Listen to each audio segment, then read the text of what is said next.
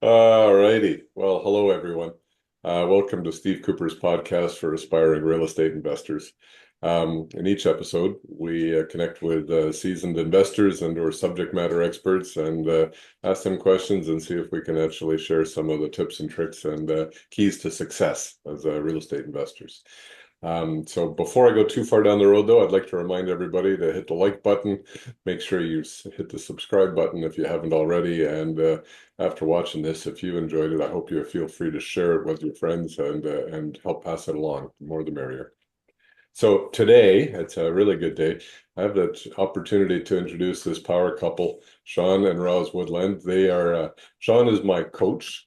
Just to let everybody know, I won't hold back. Sean's my coach, and he helps me as a real estate investor. And his wife Roz is also a coach, teaching or helping investors achieve their goals. Right? How do we map our way through that? So I'm really looking forward to understanding more about your story, how you came to be in this position, what it is that moves you through this. But before I go any further, trying to assume, I'm going to let you both introduce yourselves one at a time, starting with Roz, and tell us a bit more about yourself. Well, I'm Roz Woodland. Excuse me. I think the fairer half of Sean and Roz Woodland. I'm Sean's coach. Yeah, Thanks. she's the smarter one. I listened to her. Yeah, absolutely. And we'll get into it in a little bit, but I have always described myself in this journey as the reluctant investor. But you go ahead, Sean. Oh, thanks. Thanks for having us, Steve. Really grateful to be on here. So we started investing, I don't know, back in 2017, I guess was when we got our first property, a duplex, and we've just jumped right in and we've learned from the best. We believe the best. We're part of a good group of like a real estate education platform and grateful to be a part of it. Excuse me. And from there, we just skyrocketed, and here we are by the grace of God. And we love to serve and give back to the communities. Communities. Yeah. I'm gonna ask this question. So many people or couples that I've talked to, there's one person that had the idea and sort of dragged the other to the table, and then the light bulbs went on. Who started first? Who was the investor, the one interested in starting here? I was the first one, and Roz was she was a little reluctant, I guess. Is that right? Extremely. Yeah. So I wanted to get into it. I was in a position where I was $40,000 in debt. I was working, uh, and I went and did a weekend, and I'm like, Roz, you gotta come. And she finally came. Yeah. So anyway, she I don't know, share a little bit about that story, Roz. Right. So yes, he was $40,000 in debt. We ended up going to on the advice of our pastor, to a financial fitness seminar, which taught us. Essentially, when we started, we've been married for a little over 10 years now. When we met and got started, both of us were financially illiterate. I mean, that's the only way that I can describe it. So we both had I had an excellent job at Carleton University, so I made lots of money. But I had no idea how to manage it properly. And Sean had quite a lot of money slip in and out of his hands over the years.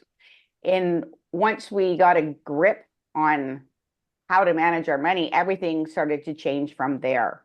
I'd had a very bad experience prior to meeting Sean in real estate with mortgage brokers and realtors, and I just thought the whole industry was corrupt and horrible. And when we met, I was renting an all-inclusive apartment and perfectly happy with that. Perfectly happy. If my turquoise fridge broke down, they would give me a new turquoise fridge. Like that's all I cared about. It was not a problem. And then, but through this financial fitness seminar, it was facilitated by someone who is now, we're then a realtor broker, but they've now become our best friends. And then I started opening up my mind to owning a home again. And here, I'll give you a little tip, a little bonus tip. What I didn't realize at the time, which I know now and share with my students, is that if you don't own a home for 5 years, you get to be a born again first time home buyer. So you get to take advantage of all the first time home buying incentives that new home buyers have, as long as you've had that 5 year gap of not owning a home. So I got to learn that. So I was not aware of. yes, yeah. So there's a little freebie in the story there. Hmm. So I was open to the idea of buying a marital home for us, but the idea of investing was like still, oh heck no, right? And then and that's what Sean wanted to do. But when he was invited to the weekend boot camp that he attended in 2019, he neglected to mention that he'd had a few other things that he had invested in, which were what, Sean? Oh gosh, I invested in Amazon FBA. That's like having stuff manufactured in China, shipped to Amazon warehouses. That didn't go very well a couple of times. And then Forex trading, I don't know, lost my investment in that 2 or 3 times. So excuse me. So there was a few hiccups along the way. So and then Roz, when I'm on my way down there, phones me. So we lived in Ottawa at the time, and we were driving to Kingston 2 hours away. I was, sorry. And she phones me. She's like, "Don't you dare invest in another program." And in my mind, I didn't even consider that there was a program. And anyway, so I went for the weekend. It was an incredible mind-opening experience because we were educated that, oh, wait, buy the first one, wait 5 years, refinance, buy another one. I'm in my 40s and I'm like, man, like I'm gonna have to work. I work at a great job now, City of Ottawa at the time, golden handcuffs, all of the benefits and perks of working for a great employer. And I'm like, but I'm gonna have to work till I'm 70 to get a full pension. And so we drive down. Roz is like, don't you dare buy that course. I'm like, there's no course. I'm just going for the weekend. No big deal. Anyway, my mind was blown, and I'm phoning her on the way home after the 3 days. And I'm like, Roz, they're going to be going to Ottawa to do a weekend event, and I think you should come, and we'll sign up and we'll go together. So she was very excited about that.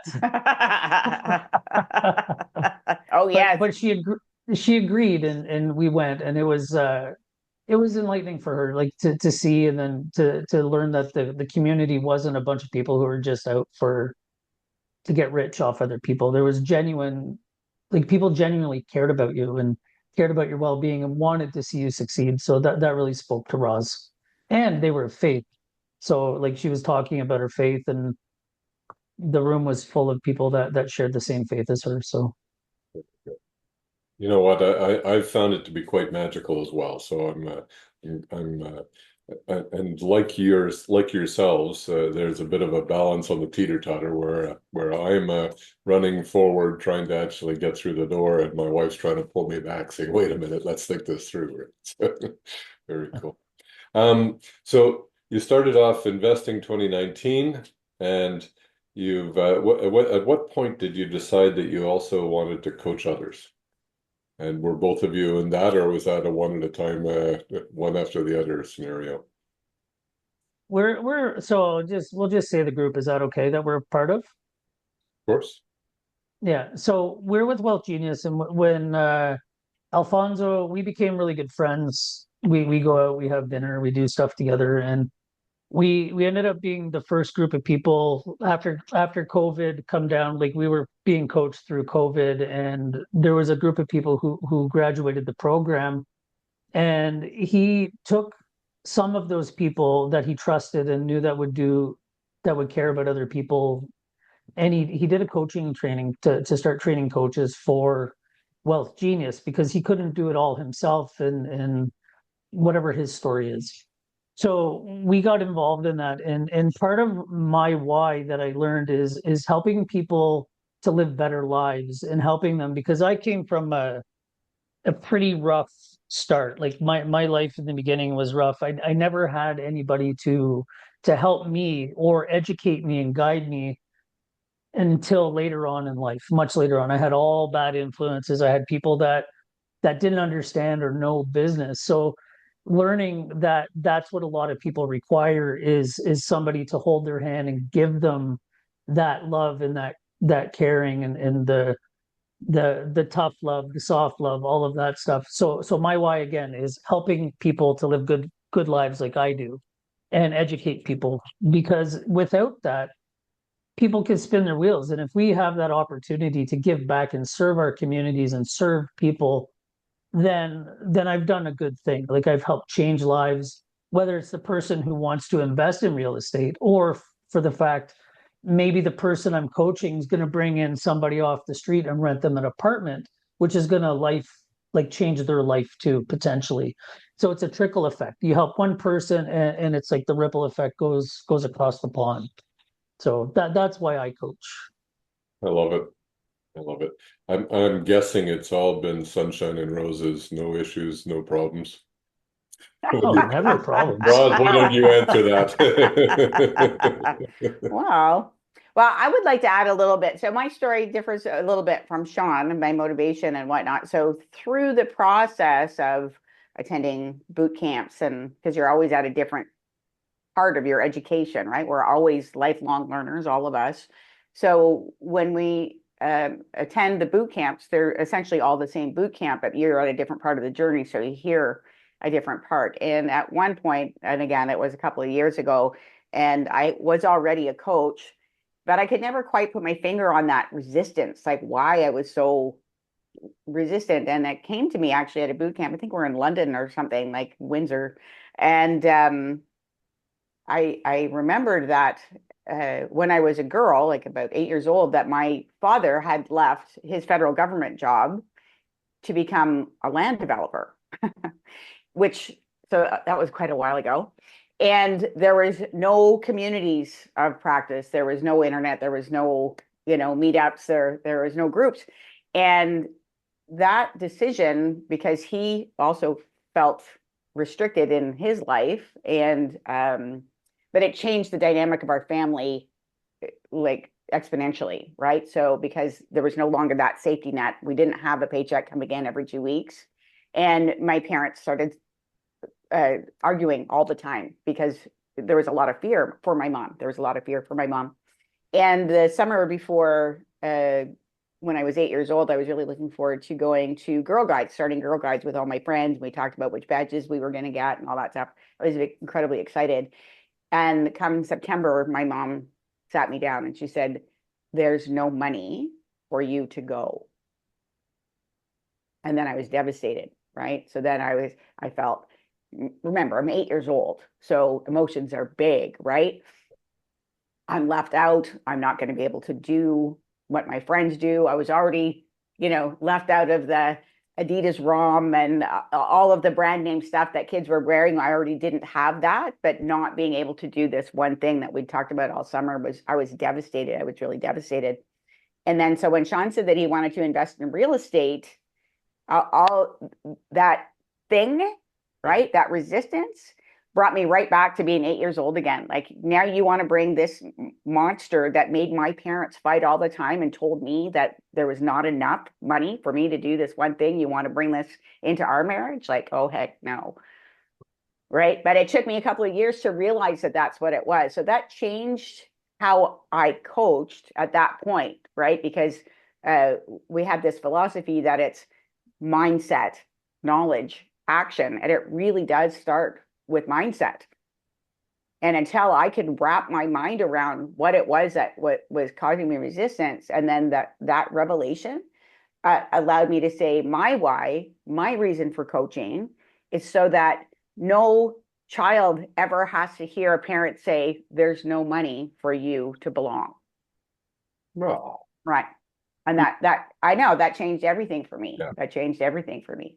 So I have, because I come from that, I'm teaching from the place of an 8-year-old, right? I'm incredibly patient. I explain things the way that I would be explaining it to my 8-year-old self to help people get past their things. So That's wonderful. That really is. So you've I was going to ask this question. I mean, it must take incredible patience to deal with the various different spectrum of students that come, and they're your students.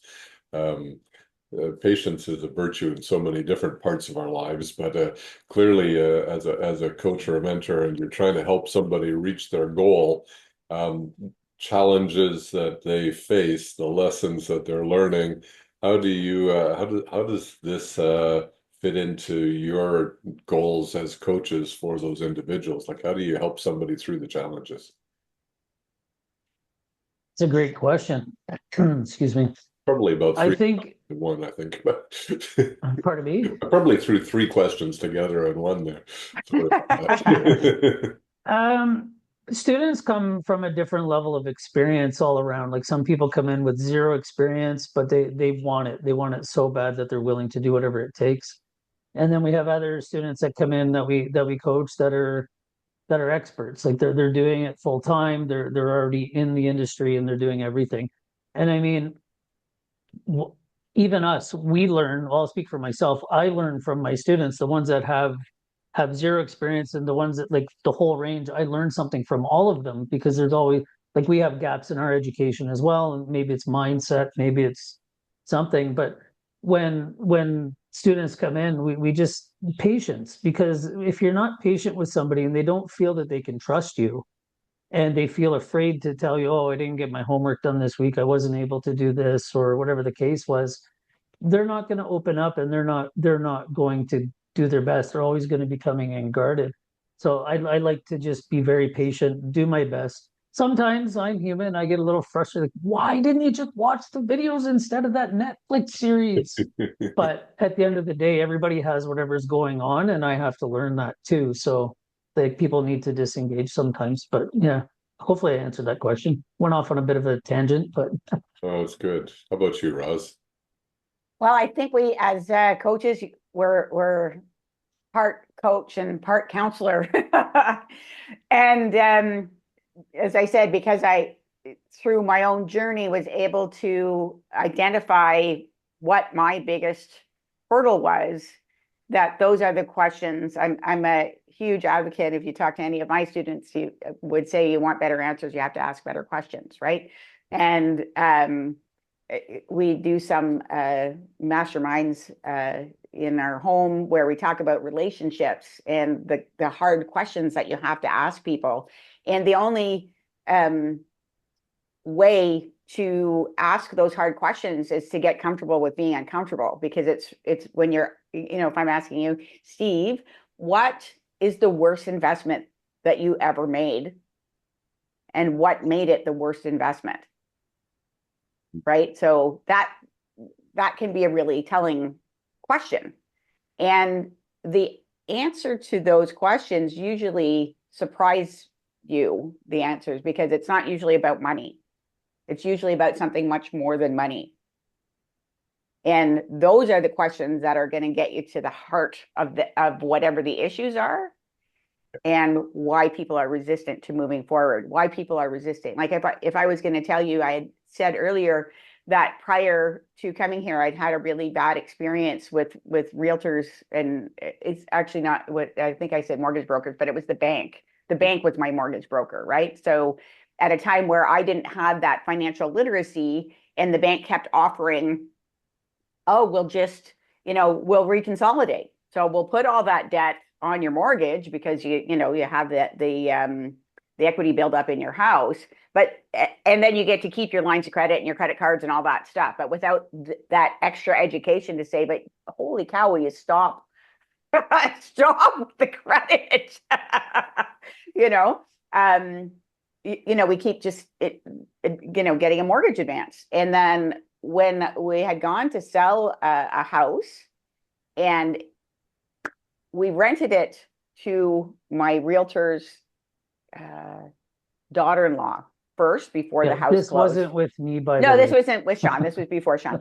And on closing day, which was October 31st, Halloween, we'd have no idea what's happened to them. And we go to the house where they were living, and they're gone. Like they're gone. Right. So we bought it. We're living in a townhouse. We've got a bridge loan. It was catastrophic. And then found out that the realtor had withheld the last page from the bank, saying that it was, that it was conditional.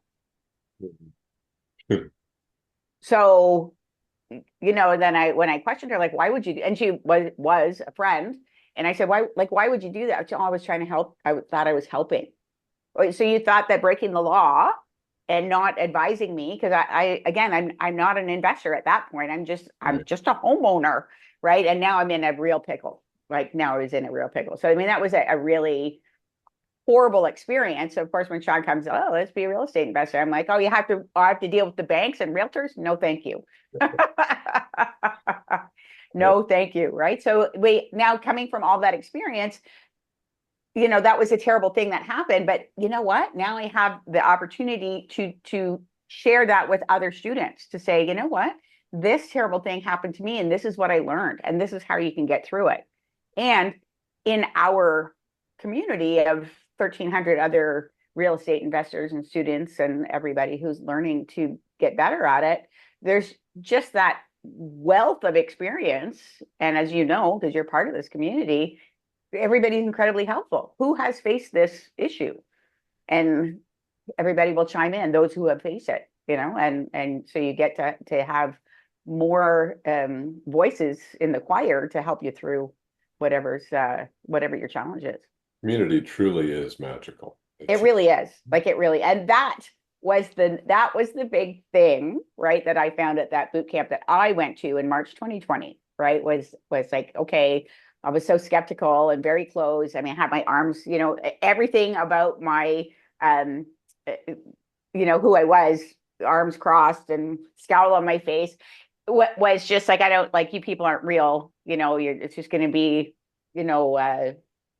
I don't know, like multi-level rah, going on here. But people were sharing genuinely. And I was really, really surprised. I was really surprised, and have continued to be delighted ever since then. So we're a little over 5 years now. So, so you two joined this community when it was in its infancy, more or less, right? And yeah. And now you're watching it grow to, what did he say, 12,000 members, I think? So, I mean, it's 1,300. We're over 1,300 now. Yeah.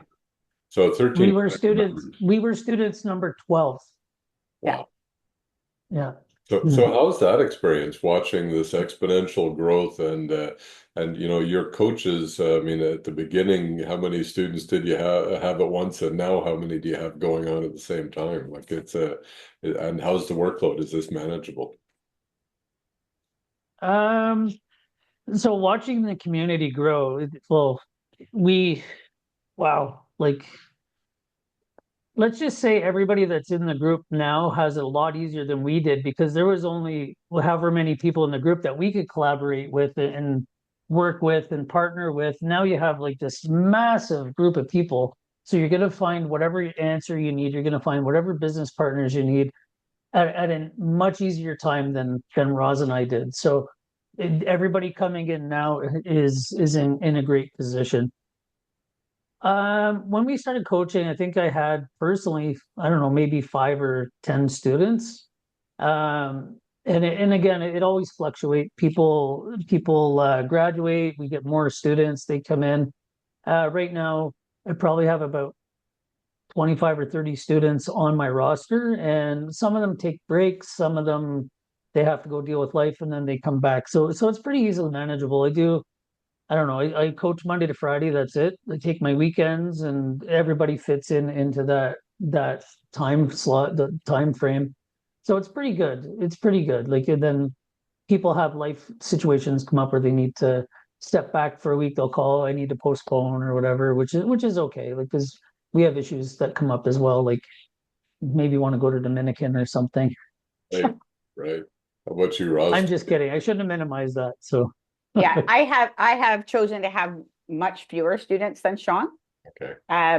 So I am retired. Okay. So I retired from Carleton University October 31st, another day. But I 2022, I chose that day so that I could have a costume party for my retirement party. Congratulations. Thank you. So I have, as I said, I coach because I want to. Um, and so I coach, I think I only have 10 active students right now. So that's a good number. I don't think I'd ever want to be higher than 15 because I want to be able to choose the days. Like I prefer to only coach Monday to Thursday in the afternoons. And I also like to, like Sean some days has, 5 or 6 students like sort of back to back. And our coaching sessions are supposed to be an hour. I know if Louise is listening to this, like, oh my gosh, sometimes I'll stay on the call for, an hour and a half or whatever it is that they need at that time. And I like to have that freedom and flexibility to be able to give them what they need in the time. Because again, because I come from such a resistant, fearful, surrounding when it comes to real estate, I want to be able to walk not have to say, we're done. Like I'm not going to be that counselor that says our hour's up now. when they're just on the ledge ready to jump, So I just have a little more gracious philosophy rather than textbook, because I can. Perfect. So, in all of these things, then, I mean, the idea, I believe, of the coach is to help the student achieve their goal, right? So Yeah. So your first session with the students is going to be talking about those goals and trying to get those articulated. It's still a fairly structured coaching roadmap. I don't believe there's a lot of different paths, but how do you actually take the individual goals, which are going to be varied, I understand, and this fairly structured training program, and merge the two so that they're tailored to the individual? That makes sense? That's a great question. So again, everybody is unique. Everybody has their own individual set of goals. So some are quite similar. Everybody's looking for X amount of passive income. So you have a starting point. And then what we do also in our onboarding call is we drill down the why. Why do you want to do real estate so bad? What is it about real estate? Like we just keep going through to define that why. And then with that why, then you go through your goals.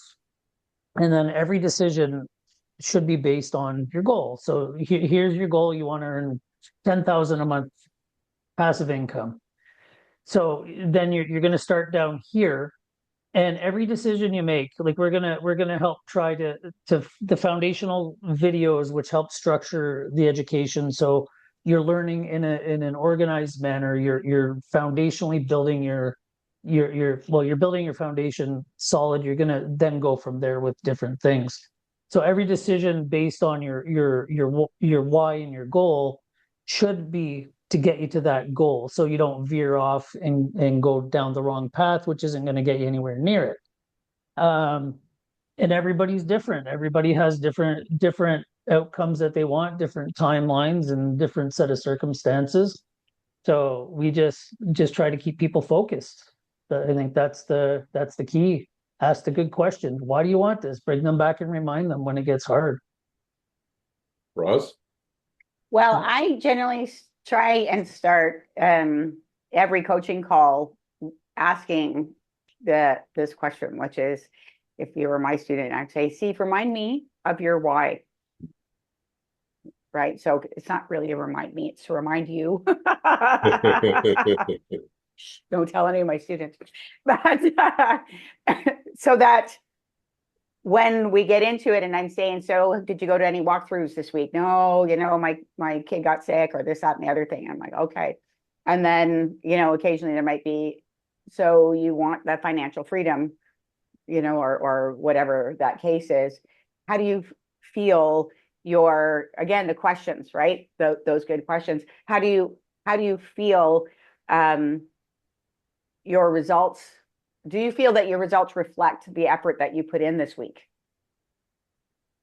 Right? Because my job as a coach is for you to realize your potential and what's stopping you. And in all of our cases, and mine as well, it was always me stopping me. I was the only one stopping me, right? And in most cases, the student is the one that's stopping the student. That is, again, it's going back to that mindset thing. And success is incredibly inconvenient. There is nothing convenient about success at all, right? It's that determination and that dedication to doing it. It doesn't really matter what it is that you're after, if it's, you know, health and going to the gym or eating properly or any of those things. It requires the discipline of doing it when you don't feel like it, of doing it when it's inconvenient. And I remember at the beginning of my coaching, I would have my students would say, oh, let's get on a call. I don't coach at night anymore. Occasionally I will, but for the most part, I don't, because what I learned in spades was that when you say, I'll call after, or let's do the call after the kids are in bed. Well, here's the thing about that. As a parent, you know that you have a call at 7:30 or 8 o'clock, let's say. And so you're going to be trying to get the kids to bed and get them settled. So you're going to be anxious, and the kids know. They don't know what you're doing, but they know that there's something up. So they're going to be less likely to go to bed and to be calm when you need them to. Nature, isn't it? Yeah. Excuse me. So then I get that text at the last minute or Facebook Messenger or whatever the case is saying, I can't get the kids down. It's not going to work. Right. So then I said, okay, you know what? Let's do it. Right. So then I changed my philosophy. So I would rather coach at 7 o'clock in the morning than at 7 o'clock at night. Right. So that's just my choice. So I'd say, well, you know, with that, success is very inconvenient. Let us choose, because we coach once every 2 weeks. I'm setting aside my time for you and your success journey. Let's choose a time that you can commit to 1 hour every 2 weeks, right? A lunch hour before work, like whatever it is. But we're committing to your success, not to mine. Yeah. Right. So you know, as I said, when I have found when I put it that way, then it changes everything. Then we find those lunch hour times. And of course, fortunately, I have students across Canada.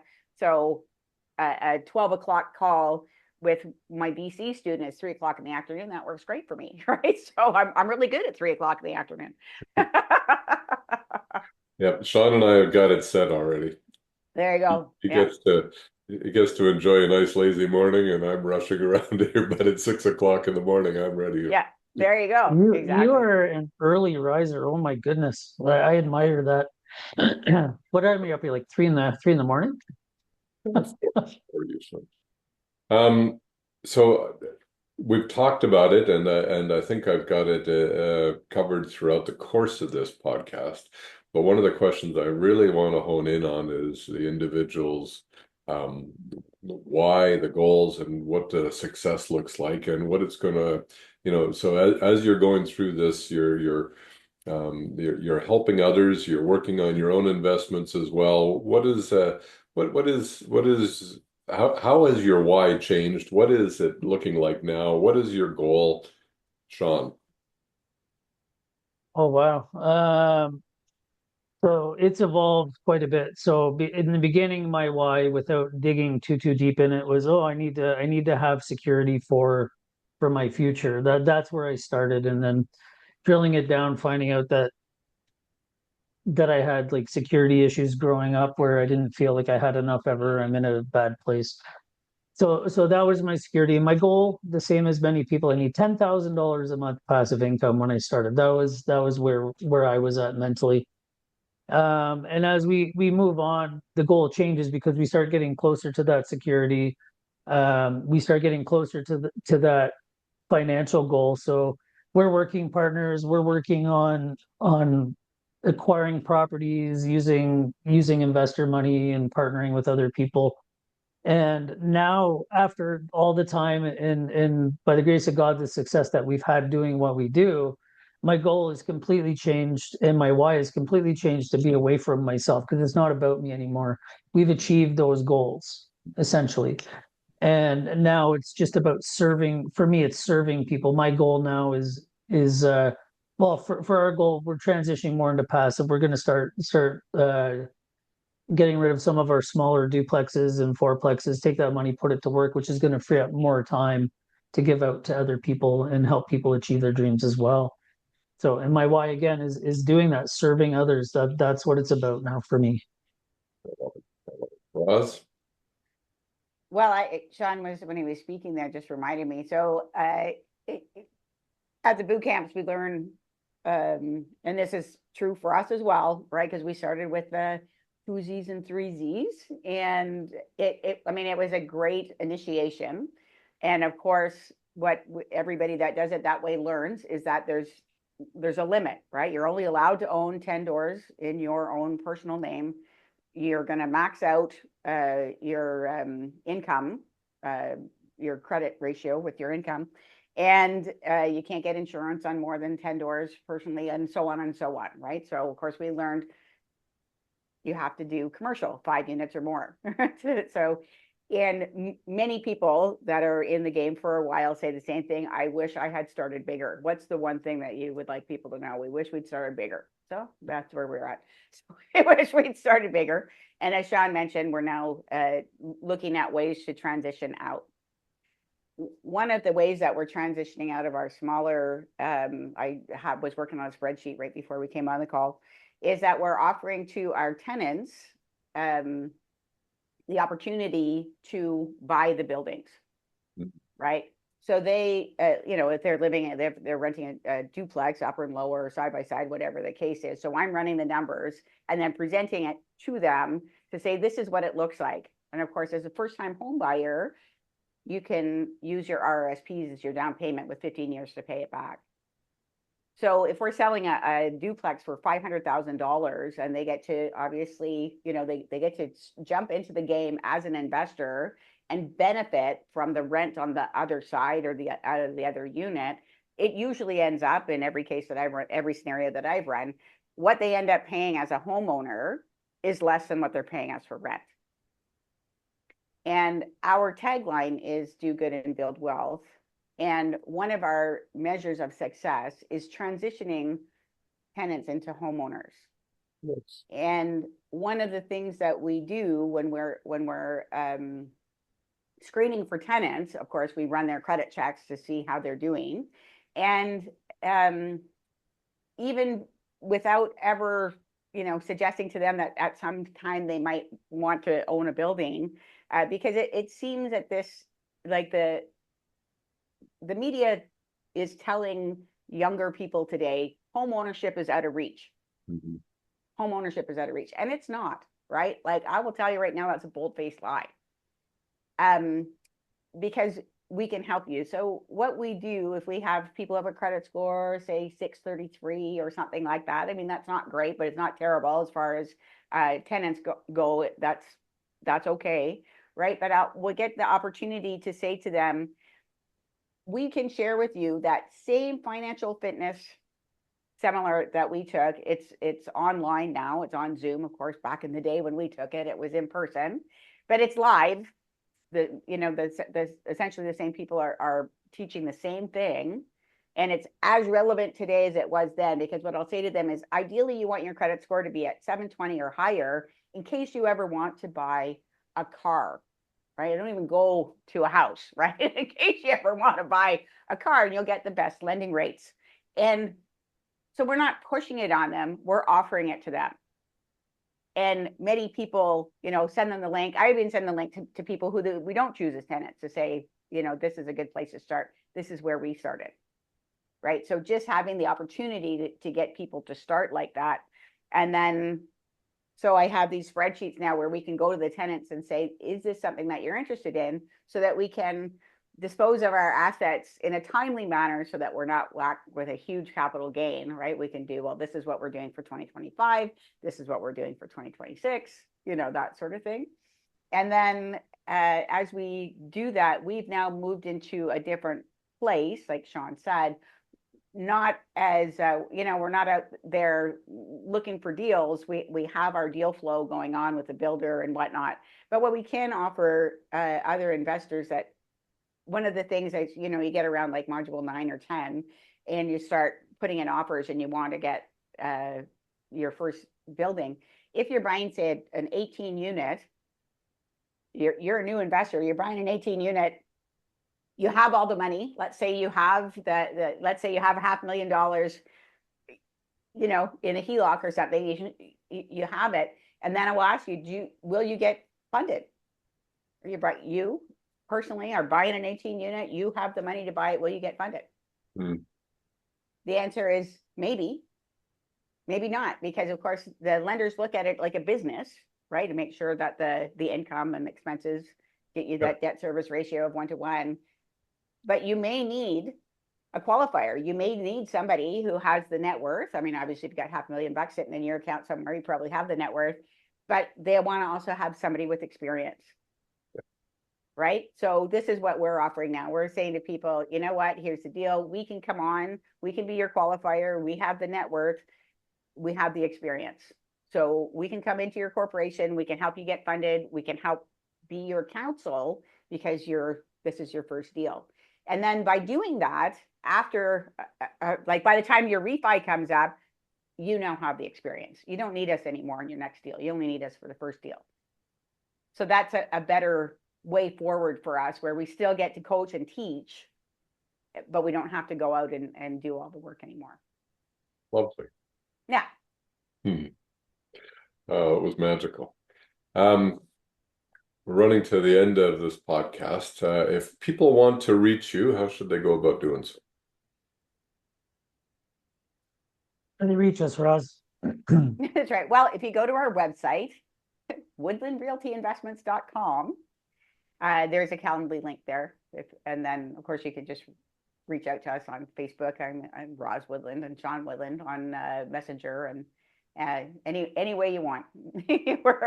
we're although I am only on Facebook and LinkedIn, so like I'm not on Instagram and TikTok or whatever, because I think that 5 ways that you can get a hold of me is enough. But that's just me, right? I couldn't agree more. Guys, it's been a real pleasure spending this time with you. Thank you so much for opening up and sharing. Any last words you'd like to share with the audience before we hang up? Sean? You caught me off guard with that one. I think if you have any doubts or anything about real estate investing, give it some more thought, get involved more in communities and in education. I think if you want it, you'll find a way to make it happen. And if you want to, please reach out to me. We can talk about it, and I'd be happy to give you any help I can. Us? Plans fail for lack of advice, but with a multitude of advisors, you succeed. Perfect quote. Thank you very much once again. It's been my honor. It's my pleasure. I really appreciate you both. Have a wonderful day. Thanks. You Thank you too. for having us here.